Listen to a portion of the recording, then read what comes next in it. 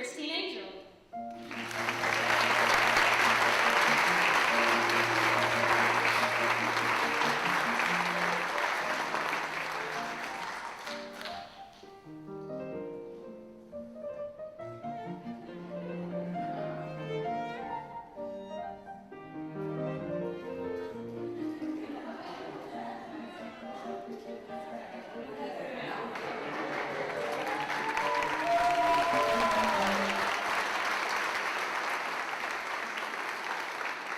Oh, I always read.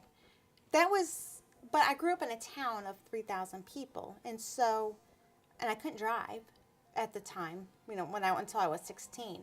So if I wasn't going to school and if I wasn't doing my morning runs, that's what I did is read. As I started to grow up and I went through high school and I went active duty military right after high school, I eventually began to realize that the persistence was starting to pay off because I kept going to classes and going to school, and I never stopped my education. And it got to a point at some point along the line, I learned how to study. I learned how to read and comprehend and to synthesize the different resources or the different types of information that I was reading into opinions that I could formulate and then actually convey to other people. There's a few milestones that a typical Ph.D. student has to progress to and then reach and then pass successfully before one can actually start the dissertation proposal. First, what you have to do is you have to take all the required coursework. After after about 2 years, including summers, I went to school during the summer too. I had finished or completed all the required coursework. It was during this time too, the first 2 years, so all of 2007 and all of 2008, I actively sought and was engaged in graduate student work. So I knew that I wanted to work not in the library media tract because it was suggested by my advisor that I drop the library media tract and I go back to my bachelor's degree and focus on integrating anthropology with library and information science, which is how my research progressed from the very beginnings in September of 2007 and on. So because I knew that, I was supposed to go in a different direction with my study or tract that I was on. It was while working in the digital library with Kate Boyd here at Thomas Cooper that I was able to see similarities among library, archive, and museum professionals.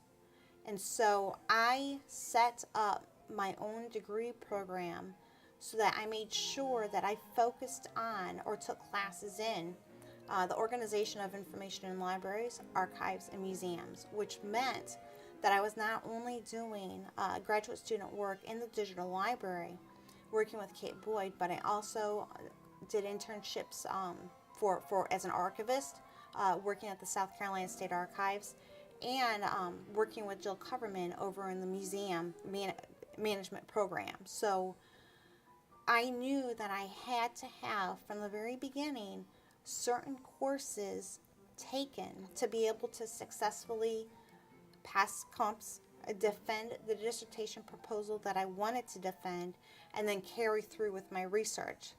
And I made sure that my research was something that I really wanted to do because I didn't want these past 5 years to be invested in all of this research in something that I didn't want to do for the rest of my life.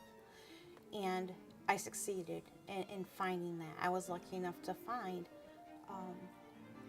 an area of study, which is information representation and retrieval, that I very much enjoy doing. I actually get and enjoy teaching. Well, for my dissertation research, it's all about how information professionals describe the materials they organize for access through the internet, through the World Wide Web, through a catalog.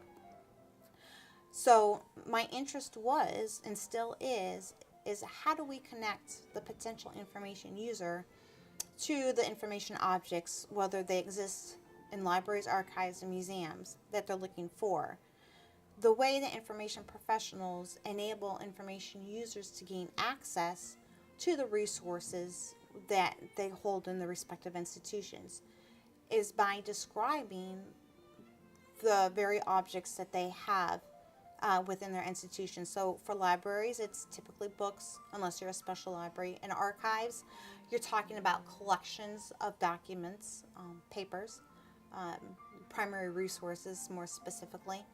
And then in museums, you're talking paintings, information resources other than books, sculptures, buildings, catawba pottery, things of that nature.